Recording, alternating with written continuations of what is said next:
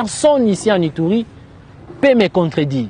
Donc l'homme de Kwandroma a manqué l'occasion de se taire et avoir honte et marcher profil bas en mémoire des communautés victimes des atrocités des territoires de Djougou. C'est comme ça que nous disons que, au regard de tout ceci, une parole de vérité pèse plus que le monde entier.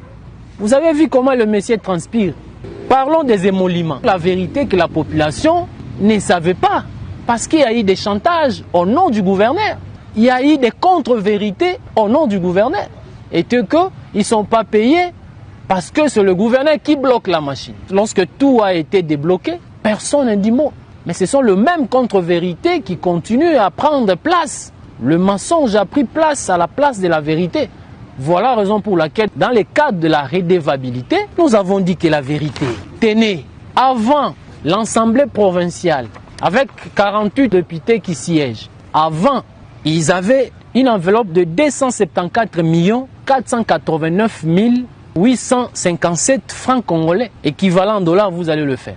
Aujourd'hui, ils touchent 504 489 857 francs congolais. Vous allez voir que chaque député touche au moins 4 500 dollars, équivalent en francs, c'est 10 millions, on peut le dire.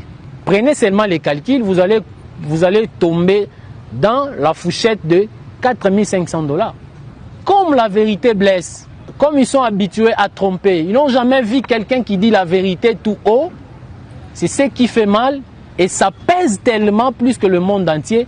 Et voilà, il est agité, voilà, il transpire même alors qu'il est dans un bureau climatisé. Donc cette affaire doit être clos. Un conseil, l'honorable président, s'il y a quelqu'un en Ituri qui doit se taire en mémoire des victimes des atrocités des territoires de Djougou, c'est l'honorable Siméon Tshombe. Le gouverneur militaire est redevable à sa population et au président de la République. Et nous concluons, le chien aime le bâton, mais les sous-hommes n'aiment pas la vérité. L'honorable Mugisa, tous ces honorables plairent en ces moments. S'il y a quelqu'un qui doit se taire et avoir honte de tenir de tels propos, c'est l'honorable Siméon Tshombe.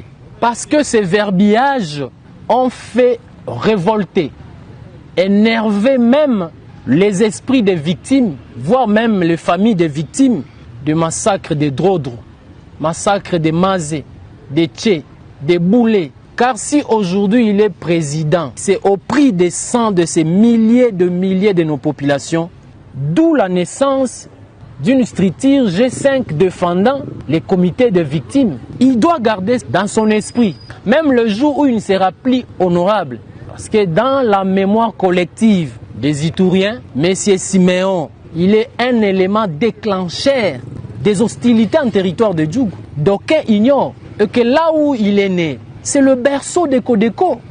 Parce qu'aujourd'hui, tout le peuple iturien sait que l'honorable Siméon Tshombe, on peut dire même les cofondateurs, où c'est dans leur résidence et que tout s'est planifié. Pendant ce temps, nous prenons le peuple iturien en témoin. L'honorable Siméon Banga Tshombe, nous, en cette période, nous réparons que c'est que lui et sa famille ont détruit ici en province de l'Ituri. Les victimes sont là, vivants. Il n'y a pas de leçon à donner au peuple iturien. Au moins, nous avons eu la chance d'être injuriés aujourd'hui parce que nous faisons notre travail avec objectivité, mais les autres, les victimes, qui n'ont pas eu la chance d'être injuriés, mais ils ont été tués, massacrés, ou leurs corps ont été profanés, qui sont à l'auteur, ce sont ses frères. Là, au moins, c'est une vérité. C'est une axiome que personne ici en Ituri peut me contredire. Donc, l'homme de Kwandroma a manqué l'occasion de se taire et avoir honte et marcher profil bas en mémoire des communautés victimes des atrocités des territoires de Djougou. C'est comme ça que nous disons que, au regard de tout ceci, une parole de vérité. Le résultat est logé de l'état de siège en Ituri et la réussite du processus de Nairobi 3 avec la participation de certains miliciens de l'Ituri initiés par le chef de l'État, Félix Antoine Tshisekedi Tshilombo, n'ont pas chanté. Les ennemis de la paix à l'interne tout comme à l'externe du pays, dans leur abîme de la mort et acabit de strictaires, ont mis en place la stratégie à 2 niveaux dont l'objectif est la recrudescence de violence sur les populations et organiser les villes mortes pour justifier la levée de l'état de siège, explique le gouverneur militaire, le lieutenant général Luboyanka Shomadjoni. Ils sont dans plusieurs groupes. Ils donnent des messages de haine. Ils disent que les autorités sont pour tel groupe armé. Ils disent que les autorités donnent des armes à tel groupe armé. Et ils disent à leur communauté, notre ennemi c'est tel. Mais en fait, ce message vient des auteurs intellectuels. Et ces auteurs intellectuels prennent ce message-là, le renvoient vers Kinshasa. Voilà de quoi il s'agit. Vous avez suivi, depuis que ces gens ici ont parlé, il y a 3 jours de villes mortes qui ont été décrétées. On vient, on fait parler les pauvres citoyens. Regardez comme ils sont. Pour le gouverneur militaire, diplômé de stratégie et de défense, d'interpeller la conscience collective de toutes les communautés de l'Ituri, à bannir la haine et à cultiver l'éducation sur la paix.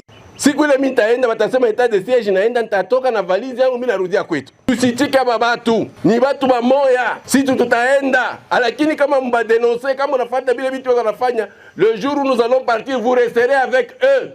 Ils vont continuer à vous faire du mal. Ils vont continuer à vous faire tuer, à sucer votre sang pour qu'ils deviennent riches. Kama mimi nauliza wale beko pale, kuko mtoto bote wanasemaka bale wanasema ville morte. Beko hako? Hakuna.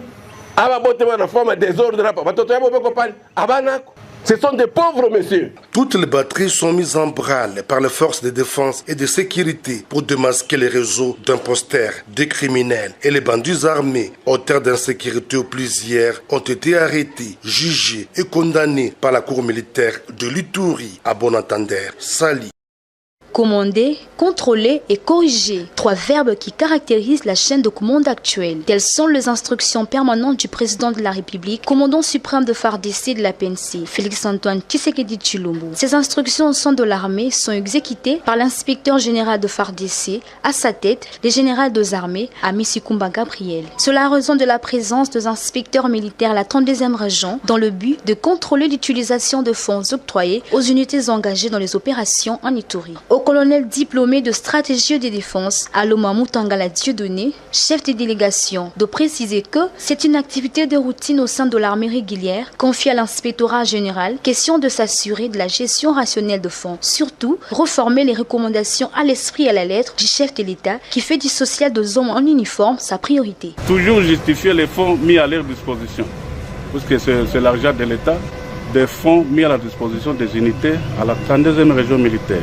Au gouvernorat des provinces, au secteur opérationnel, nous sommes redevables devant l'État congolais. Tout ce qu'on nous donne, nous devons justifier ça. Par ailleurs, ce dernier se félicite du bon déroulement de cette mission d'environ 7 jours dans cette province de l'Est de l'RDC. Oui, là nous sommes au terme de notre mission.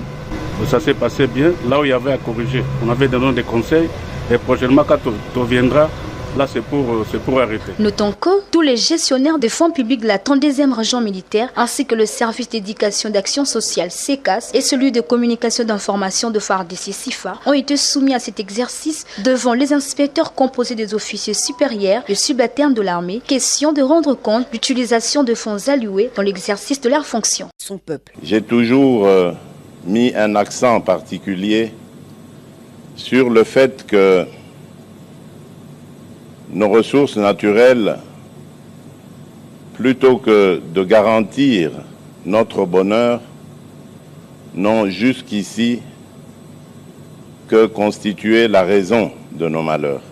Contrairement à ce qui a été dit ici et là par les mauvaises langues, c'est exactement ce genre de partenariat que j'avais recherché avec nos voisins, pour mettre fin à ce trafic et cette contrebande de nos minerais et pouvoir les faire profiter à nos populations respectives, en créant évidemment cette chaîne de valeur qui va apporter beaucoup de bénéfices à nos pays et à nos peuples respectifs.